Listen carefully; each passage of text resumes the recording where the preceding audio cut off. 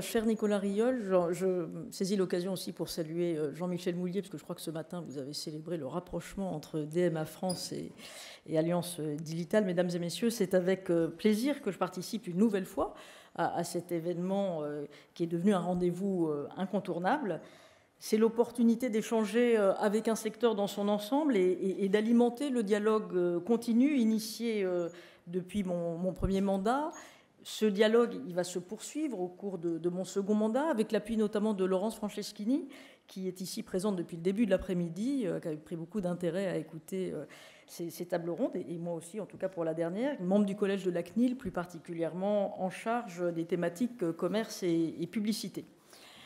Alors, je voudrais juste revenir par quelques mots sur le dialogue constructif que la CNIL a noué et entretient avec l'Alliance Digitale. À ce titre, vraiment, je voudrais vous remercier d'avoir été un acteur particulièrement actif dans les concertations que la CNIL a pu mener, mettant à profit votre connaissance des enjeux du secteur, ce qui nous a permis, c'est très important pour un régulateur, de mieux comprendre, d'essayer de mieux cerner vos besoins et d'avancer concrètement sur des sujets complexes. Y compris dans le domaine des droits fondamentaux, une régulation efficace se construit dans l'échange et nécessite de la constance. Et je sais que tous les acteurs économiques sont attachés à la sécurité juridique et dans un rapport de confiance mutuelle.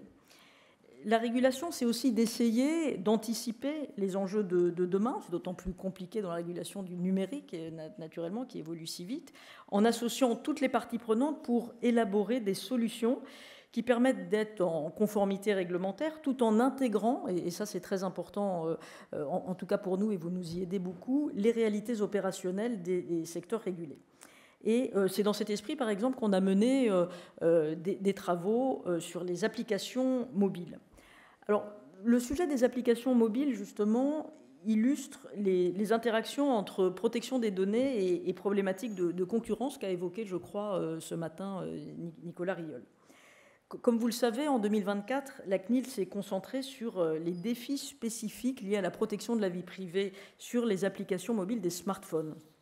Et c'est vrai que les pratiques de ciblage en ligne ont considérablement évolué avec le rôle croissant de ces terminaux, parce que c'est vraiment devenu le premier vecteur d'accès au numérique. Alors, contrairement au suivi traditionnel sur le web, les applications mobiles ont accès à des données plus sensibles, telles que la localisation en temps réel, le carnet d'adresses, les photographies ou encore les données de santé. De plus, les permissions qui sont demandées aux utilisateurs pour accéder à des fonctionnalités et des données sur l'appareil sont souvent nombreuses, comme la demande d'accès ou l'autorisation d'accès à votre micro ou à votre agenda, par exemple, ou à votre carnet de contact. Enfin, il y a beaucoup d'acteurs dans l'écosystème des applications mobiles qui sont impliqués dans le fonctionnement et qui sont chacun susceptibles de collecter ou de partager des données personnelles. Alors, la CNIL a publié en septembre une recommandation dont l'objet est de clarifier les exigences de conformité au RGPD pour toutes les parties impliquées dans cet écosystème mobile. Cette recommandation, donc, elle vise, pour reprendre le terme que j'utilisais tout à l'heure, non seulement à essayer de vous dessiner un chemin de sécurité juridique, mais également à encourager les meilleures pratiques qui renforcent la confiance des utilisateurs. D'ailleurs, il y a le mot confiance dans la keynote que vous m'avez gentiment invité à prononcer. Dans la continuité de la méthode de régulation employée sur les cookies, la CNIL a mené une large concertation préalable avec différents acteurs représentatifs dans l'objectif de mieux appréhender les enjeux. Puis, après cette concertation, on a ouvert une consultation publique. Les contributions qui nous ont été adressées nous ont permis de tester, vérifier le caractère opérationnel des préconisations techniques de notre recommandation. Ça nous a permis très concrètement de faire évoluer, parce qu'on l'a fait évoluer, notre projet de recommandation, afin de prendre en compte justement les recommandations les plus fréquemment partagées par les contributeurs. Et puis ça nous a permis de clarifier sur la forme et sur le fond, parce que c'était vraiment deux types de demandes qui nous étaient adressées, plusieurs points de la recommandation. Alors naturellement, on s'est aussi beaucoup attaché aux spécificités de l'écosystème publicitaire et on a réfléchi à l'articulation entre protection des données et concurrence. Et les échanges qu'on a eus avec les acteurs, dont l'Alliance digitale depuis maintenant plusieurs années, ont permis, enfin en tout cas nous ont aidé à identifier les problématiques clés, en tout cas du moins je l'espère. Cette discussion, elle a enrichi notre compréhension des dynamiques de marché et elle a contribué, elle nous a aidé à renforcer aussi nos interactions avec l'autorité de la concurrence. La coopération avec l'autorité de la concurrence s'est récemment concrétisée par la signature d'une déclaration conjointe, c'était il y a exactement un an, en décembre 2023, qui marque notre volonté commune de tirer parti de synergies de régulation sur ces sujets complexes. Ces engagements réciproques viennent renforcer la coopération existante entre nos deux autorités pour aller vers une régulation qui se veut plus efficace, plus prévisible.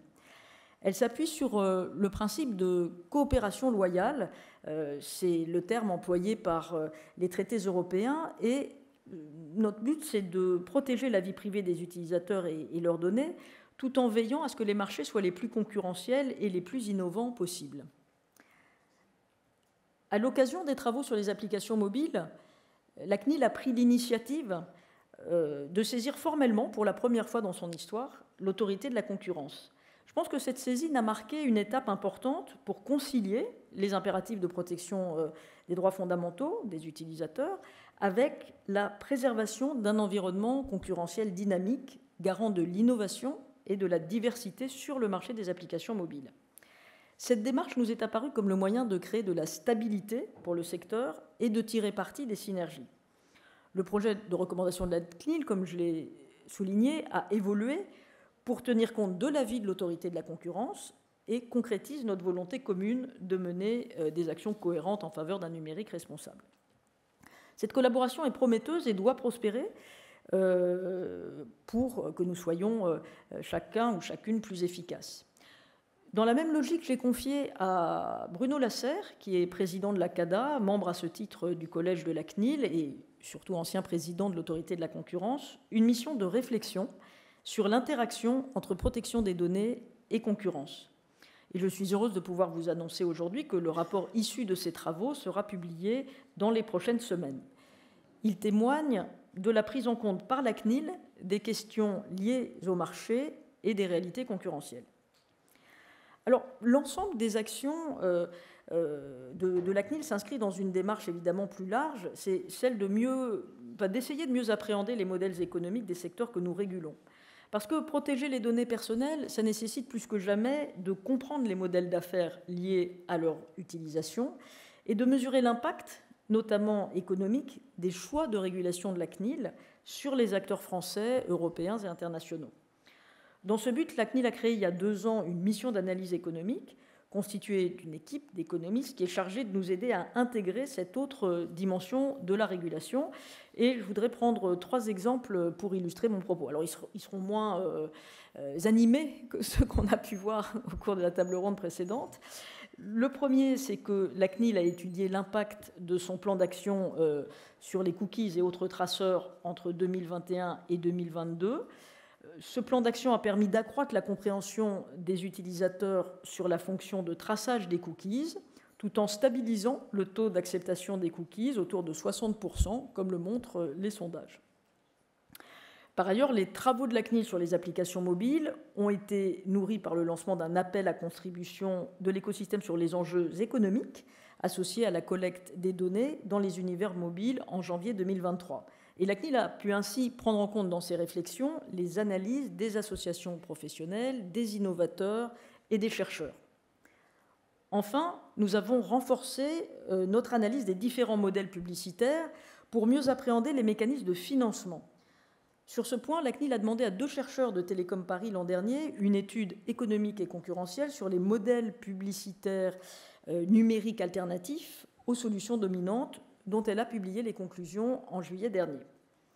L'analyse économique nous permet ainsi de mieux comprendre, en tout cas d'essayer de mieux comprendre les incitations auxquelles vous êtes confrontés, les acteurs économiques, tout en anticipant, en essayant d'anticiper aussi les évolutions technologiques et plus stratégiques.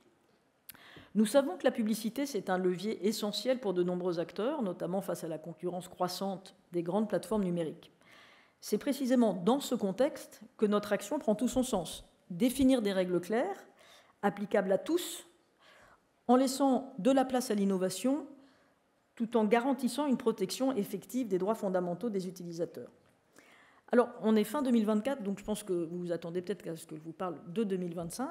Alors, en 2025, la CNIL souhaite franchir une nouvelle étape dans sa mission de régulation en apportant davantage de sécurité juridique encore sur des sujets clés. Donc, je reviens sur les applications mobiles en quelques phrases. Nous y avons consacré des efforts significatifs. Ce sujet, il continuera de nous mobiliser dans les mois à venir. On va poursuivre des actions de pédagogie, des webinaires. Je vois Nassera Bekat qui est là, qui en anime, que nous avons organisés, seront bientôt complétés par des publications visant à apporter de nouvelles clarifications par rapport aux questions que vous pouvez nous faire remonter. Par ailleurs, au printemps prochain, toujours s'agissant des applications mobiles, la CNIL engagera une campagne de contrôle pour vérifier la conformité des acteurs aux dispositions de notre recommandation. C'est une approche qui est calquée sur la même méthode que celle que nous avions initiée dans la régulation qu'on a menée sur les cookies et les autres traceurs. Voilà, c'est une méthode par étape. On fait de la concertation, on fait une consultation publique, on produit des guidelines en quelque sorte. On vous laisse le temps de vous adapter et puis après on fait des contrôles. Alors, si on sort un peu du domaine des applications mobiles, il y a d'autres travaux qui intéressent votre secteur, qui sont actuellement en cours ou qui seront lancés en 2025. Dès le premier semestre 2025, la CNIL publiera des lignes directrices sur l'utilisation des pixels dans les emails à la suite de la concertation menée au cours de cette année, ainsi que sur le recueil du consentement cross-device, répondant ainsi à des interrogations récurrentes des particuliers, en tout cas on en a à travers les plaintes qu'on reçoit, et des interrogations des professionnels. Au second semestre, nous nous attacherons à clarifier les modalités du consentement cross-domain, un enjeu essentiel dans un écosystème où les frontières entre plateformes et services sont de plus en plus poreuses. Enfin, la CNIL formulera des recommandations précises sur les outils dits d'enregistrement de sessions de plus en plus répandus. Parallèlement, la CNIL jouera ou continuera à jouer en tout cas un rôle actif dans les discussions au sein du Comité européen de la protection des données, c'est la réunion de l'ensemble des CNIL de l'Union européenne, sur les modèles Consent or Pay, au-delà des grandes plateformes. Notre objectif, c'est d'aboutir à des règles justes qui protègent les utilisateurs tout en offrant aux acteurs une visibilité essentielle pour bâtir des modèles économiques durables. Les autorités de protection de données de l'Union européenne vont également continuer de se coordonner entre elles, ainsi qu'avec la Commission, en ce qui concerne l'application de ce qu'on appelle, c'est un jargon un peu technocratique, le paquet numérique européen, un peu l'ensemble de tous les textes européens qui ont été adoptés par la précédente mandature européenne sur la régulation du numérique. DSA, DGA, Data Act, DMA, règlement sur l'intelligence artificielle, bien entendu. Le CEPD a créé une task force dédiée à l'interaction entre la protection des données, la concurrence et la protection des consommateurs. Et le programme de travail prévoit de généraliser la publication de lignes directrices sur l'interaction entre le RGPD et chacune des réglementations de la stratégie de l'Union européenne en matière de données, et nous allons y consacrer beaucoup d'énergie. En conclusion de mon intervention, je crois utile de vous indiquer la manière, ça me permet de renouer peut-être avec le thème de la précédente table ronde, dont la CNIL aborde l'innovation portée par l'IA. L'insécurité juridique et l'insuffisante articulation entre les réglementations sont un frein pour la compétitivité de l'IA européenne. Ce sont des facteurs qui pèsent aussi potentiellement sur le financement de la chaîne de valeur de l'intelligence artificielle. En revanche, la confiance est un enjeu clé pour l'adoption de l'IA par les usagers. Les Français, bien qu'ils soient de plus en plus nombreux à adopter cette nouvelle technologie, on vient de le voir, restent quand même majoritairement méfiants, et bien plus méfiants quand on regarde les sondages faits par des cabinets de conseil notamment, que la moyenne, en tout cas, des pays. J'ai un sondage en tête, 20 000 personnes interrogées dans 20 pays. Le niveau de pessimisme des Français par rapport à l'IA est de 15 points supérieur à la moyenne des autres personnes interrogées, à la fois sur l'impact par rapport à leur emploi, mais aussi sur une cristallisation sur les enjeux de protection de vie privée. Donc ça, c'est aussi une chose à prendre en compte pour essayer de sécuriser, en quelque sorte, d'apporter des réponses à cette demande de confiance. Si on veut que cette technologie, qui fournit aussi beaucoup de gains de productivité, on l'a vu, dans la diminution des tâches répétitives, puisse se diffuser vraiment au mieux dans la société. Donc la bonne articulation entre le règlement sur l'intelligence artificielle et le règlement général sur la protection des données représente un enjeu majeur pour ne pas freiner l'innovation en la matière, tout en garantissant les droits des personnes. Et dès janvier dernier, la CNIL a pris le sujet à bras-le-corps, on a créé un service de l'IA, on a adopté un plan d'action et on a déjà publié, je vous engage à aller les voir, le cas échéant, sur le site de la CNIL, des fiches pratiques pour la constitution et l'exploitation de données d'apprentissage des systèmes d'IA qui soient respectueux by design, comme on dirait dans notre jargon, parce que chaque secteur a son jargon, mais celui-là, je pense que c'est une expression assez partagée, des droits des personnes. Donc notre but, c'est vraiment de répondre aux attentes des acteurs du secteur qui aspirent à pouvoir innover, bien sûr, en s'entourant d'une sécurité juridique et d'une limitation des risques, sans attendre l'entrée en application progressive du règlement sur l'intelligence artificielle jusqu'en 2026. Encore une fois, merci beaucoup de m'avoir invité. C'est toujours un grand plaisir de venir échanger avec vous et je vous souhaite une bonne fin d'après-midi parce que malheureusement, je vais pas pouvoir rester pour la suite de l'après-midi. Merci infiniment.